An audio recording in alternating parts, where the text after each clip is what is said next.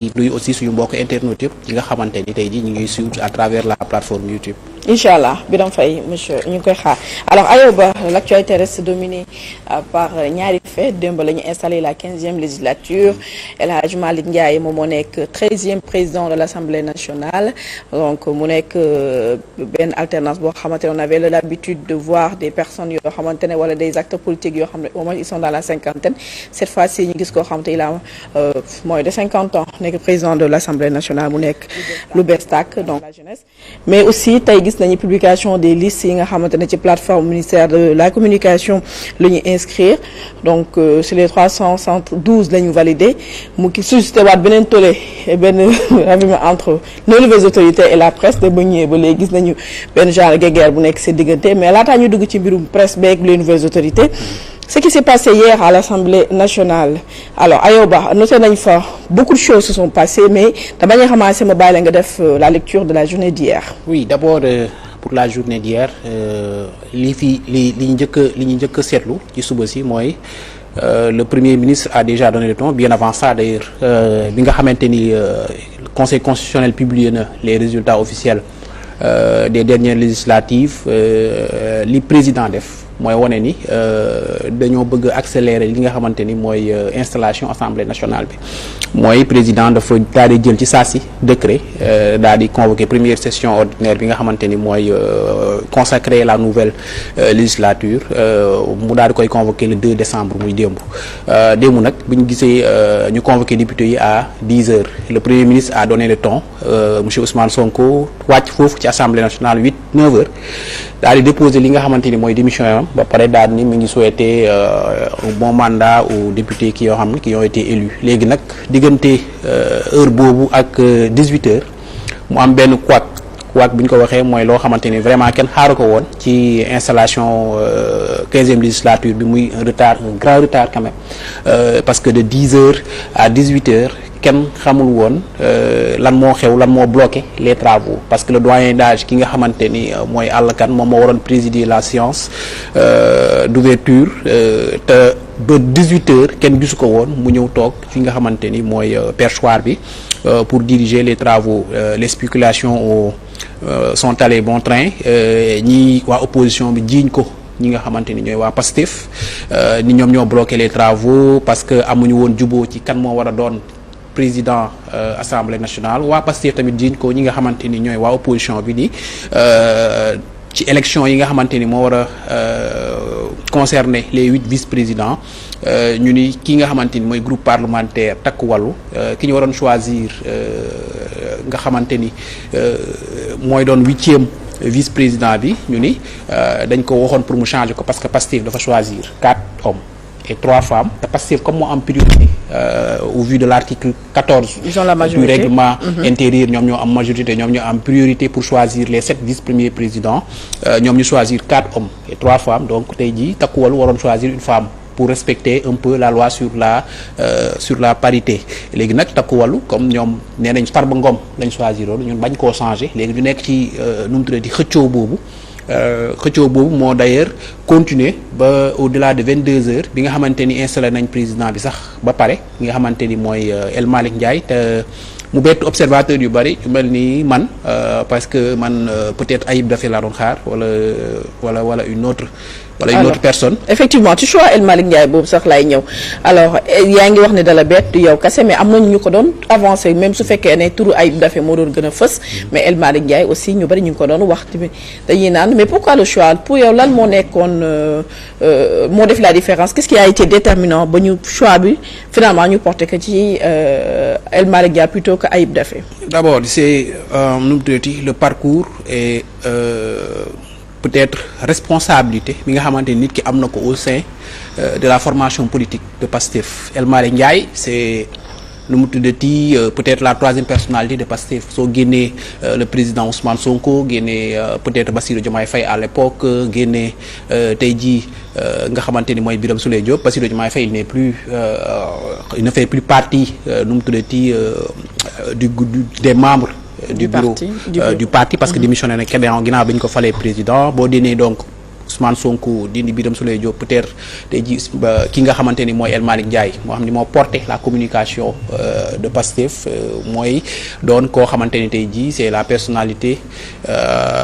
peut-être l'une des personnalités les plus importantes en tout cas de l'appareil politique Pastef te tey jii président assemblée nationale dafa doon institution boo xamante ni moo sës rek ci institution bi nga xamante ni mooy président de la République c'est la deuxième institution du pays donc tey jii peut-être pour choisir ki nga xamante ni mooy toog ci perchoir bi peut-être on avait besoin d'un homme non seulement d'un homme de confiance koo xamante ni Ousmane Sonko am na ci moom confiance ni mu amee woon ci confiance ki nga xamante ni mooy Bassirou Diomaye Faye ginnaaw bi mu nekkee ci kaso ba ñu invalider sa candidature te mu joxoñoon ko ni moom mooy Ousmane Sonko te Ousmane Sonko mooy moom ba nit ñi votel ko ba mu nekk président peut-être démb noonu peut-être kii yooyu critères yooyu ñoo prévaloir en tout cas ci boppam ba mu choisir ki nga xamante ni mooy El Malick Ndiaye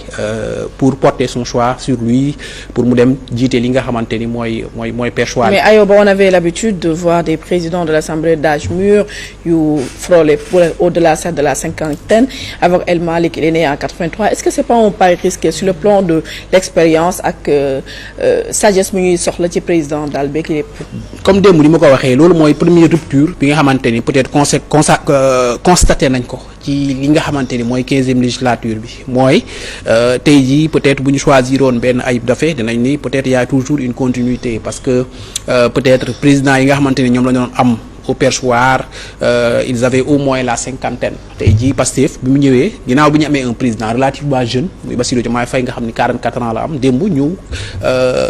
élire benn président assemblée nationale boo xam ni il a 41 ans 3 ans de moins que le président de la République donc tey jii day wane ni tey jii y a carrément une rupture en tout cas ci li nga xamante ni tey jii ñoom ñooy occuper les plus hautes institutions du pays ils sont relativement jeunes déjà ça c'est une rupture yoo xamante ni tey jii acte na côté Pastef indi na ko peut-être pour insuffler une jeunesse à nos institutions parce que aussi il y a un renouvellement tey jii de la classe politique. Pastef bi mu ñëwee ba léegi on a constaté qu'il y a un renouvellement de la classe politique am na ay politiciens yu bëri yoo xamante ni tey jii dem nañu retraite peut-être dootuñu bokk ci jeu politique Sénégal bi Pastef nag bi mu ñëwee ak doole ji mu xam ne moom a àndal nga xamante ni tey jii doole jooju peut-être 90% bu ci doole ci ndaw ñi la jóge tey jii moo tax peut-être mu jox une place boobu nga xamante ni Ousmane Sonko jox na ko ndaw ñi moo tax tey jii mu choisir un jeune relativement parce que bu ñuy wax jeune convention yi dañ lay wax ni 35 ans la yam mais bu ñu nee Sénégal fii 40 ans ba 45 ans on peut considérer que tu es jeune Ousmane Sonko sax nit ñi dañ koy considérer relativement comme un jeune alors qu'il a 50 ans donc je pense que ci loolu la ñu miser loolu la Pastef miser en tout cas sur sa jeunesse parce que yàgg nañ dégg quand même Ousmane Sonko di ko wax surtout saa suy wax ci les jeunesses patriotiques du Sénégal muy GPS di leen jël comme exemple on a vu la dernière fois à Dakar Arena bi muy jël Jean-Michel Sène comme exemple boo xamante ni tax na ñu gën a wóolu les jeunesses patriotiques du Sénégal donc moom il compte beaucoup sur cette jeunesse de Pastef là pour changer les choses en tout cas pour opérer des changements et opérer une rupture nette avec ce qui s'est passé avant parce que ce qui s'est passé avant mooy tey jii ay mag ñooñu doon jiite suñu institution yi il y avait Moustapha Niasse fii il y avait des présidents plus Macky Sall était relativement jeune quand on l'a Abdou Khadre Sissoko nga xam dañoo judd rek gis leen assemblée ñoom Pape Diop waaw ñoom Youssoufa Diagne dem si yàlla si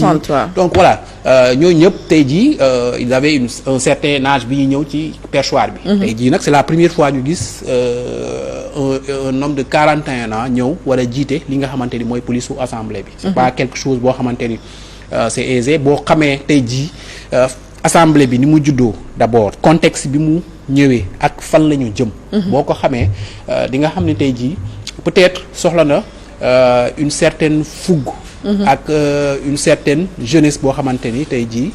dina ko mais est-ce que du am risque d'affrontement entre deux générations bu ñu xoolee ñi nga xam ne ñoo nekk presque ci coalition Takku Wallu de l'ancien régime ñoom ñëpp ñoo fa nekk ni jamono ji nekk ci Pastef mën na ñii seen i sët lañu ñii seen i doom la wala loolu même c'est loolu mooy def charme même de cette nouvelle assemblée. Oui pour moi léegi nag. le choc des générations boobu c'est très important parce que maa ngi koy wax léegi politiciens yu bëri tey jii Pastef daf leen yóbbu à la retraite par le renouvellement de sa classe politique la jeunesse qu'il a insufflé à ces institutions mais loolu du loo xamante ni peut-être ay wax moo koy consacré léegi ci assemblée bi lañu jëm on a vu une opposition nettement minoritaire certes mais une opposition quand même forte de par les têtes qui la représentent à l'Assemblée nationale. Un ancien Premier ministre. Presque. On a Thierno Alassane Sall. Madame Aïssata Sall. Aïssata Tall Sall. On a les Abdou Mbow. Amadou Ba. Amadou Ba, etc. Cheikh Omar Donc il faudra ñooñu boo leen di affronter il faudra vraiment avoir les outils. Les arguments juridiques économiques qu'il faudra pour vraiment ñu sentir ni jeunesse bi nga xamante ni Pastef bëgg na koo jiital am nañ les arguments nécessaires pour jëmale institutions yi ci kanam parce que boo xamante ni dañ koy wax nii rek mais il faudra le pratiquer et là foofu nag la ñuy xaare le management la capacité managériale du président de l'actuel président de l'Assemblée nationale démb gis nga doyen Alla Kane ni mu gérer li nga xamante ni. Oui, il a été excellent. Voilà à chaque fois que opposition jóg bëgg a perturber. da ngay gis mu woo kooku ni ko Abdou Mbow ni ko kaay fii nga wax nit ñi dégg la Abdou Mbow mu jox ko temps de parole mu ñëw wax boo waxee ba pare après c'est à l'opinion de juger après ñu dérouler carrément audience bi. El Malick Ndiaye gis nga sa première session gis nga ni mu ko gérer main de maître la ko après on peut discuter de la manière bi nga xamante ni tey jii jël na 8e poste vice-président bi jox ko effectivement mooy composition bureau bi sax la ñuy wax balaa ñuy nuyu suñu invité bi monsieur Birame Faye qui vient juste de rejoindre sur le plateau mooy composition bureau bi que ce soit dans waa majorité bi muy waa Pastef wala dans l'opposition depuis 2012 on a remarqué que les femmes sont lésées. Ouais, donc c'est pas d'hier rek lañ ko constaté mais dañuy gis ni c'est regrettable muy dans l'opposition au pouvoir tout le temps nous autres les femmes on est reléguées au second plan. Et c'est vraiment dommage c'était l'exemple boo xamante c'était l'exemple de trop. Et c'est vraiment dommage qu'en 2021 quand même ñuy installé bureau Assemblée nationale ñu ni coow li lan moo ko indi ñu ni parité alors que la loi a été votée depuis 2010 parité nu mu tuddati absolue la loi bi wax dans tous les instances électives totalement électives ou semi-électives les institutions totalement électives semi-électives Assemblée nationale c'est une institution totalement élective donc tey jii suñu nee parité absolue normalement man ni ma ko déggee ci parité absolue mooy président bi su doonee góor premier vice-président bi jigéen la war a doon. de facto noonu la war a de facto mais comme loi dafa sew te article 14 bi détaillé wul complètement ni président bi bu doonee jigéen premier vice-président bi góor la war a doon wala président bi doonee góor premier vice-président bi jigéen la war a doon dafa wax nekk ni ci élection vice-président yi dañu war a respecter li nga xamante ni mooy parité bi donc on considère qu'il doit y avoir 4 vice-présidents hommes et 4 vice-présidentes femmes démb nag loolu peut-être moo indi coow li Pastef bi ñu choisir 4 hommes et 3 femmes après takkuwal war a choisir benn femme pour def ko la 8e vice-présidente peut-être de l'Assemblée nationale ñoom ñu ne Farba Ngom lañu choisir te Pastef moom moo war a peut-être revoir ses choix choisir peut-être 4 dames et 3 hommes léegi nag loolu moo peut-être bloqué woon travaux yi à un moment donné ba El Malick Ndiaye daal di suspendre séance ba pare ñëw ni choisir na une 8e vice-présidente au sein même de Pastef muy doon loo xam ne peut-être pour man c'est une entorse à la loi parce que place boobu règlement intérieur bi moo leen ko consacré te moom ñoo ko. effectivement est-ce que ça va pas être plus élégant mu jël ne serait-ce que les députés. voilà ñoo xam ne sont pas inscrits dans un plus nu mu tuddati li gënoon a yell sax mooy bu fekkee ñee bañoon nañoo changer le sexe du nu mu tuddati du 8e vice-président mooy mu choisir kenn ci ñoom. Peut-être malgré eux. waaw Thérèse Faye pourquoi pas mais su fekkee moom daf désister. parce que gis ñu kenn. boobaa nag on pourra parler voilà nu mu tuddati politique de la chaise vide et cetera bu ñu fekkee bañ nañ loolu boobaa nag mu mën a def li nga xamante ni tey jii mooy choisir beneen vice-présidente boo xamante ni ci Pastef la mais dafa ñëw choisir directement kenn koo xamante ni ci Pastef la bokk de ce fait place bi nga xamante ni. ça revenait de droit à l'opposition mu jël ko joxaat ko Pastef ba vice-président yëpp daanaka Pastef lañu nekk tey jii nag Aïssata Tall depuis démb annoncé na un recours je pense que le recours se fera au niveau de la Cour suprême du ñu yegg conseil constitutionnel Cour suprême mooy juger léegi ndax nu mu tuddati ni nga xamante ni parce que ñoom ci parité bi la ñu attaqué directement léegi Cour suprême mooy juger ndax parité bi noonu ñu ko defee ci biir assemblée bi ndax parité absolue bi nu mu tuddati critère parité absolue bi ndax respecté nañ ko ou pas ndax Cour suprême par le passé kase na fi ay kii na fi ay bureau nu mu tuddati conseil municipal ndax kii motif parité boobu donc ce sera à la Cour suprême encore une fois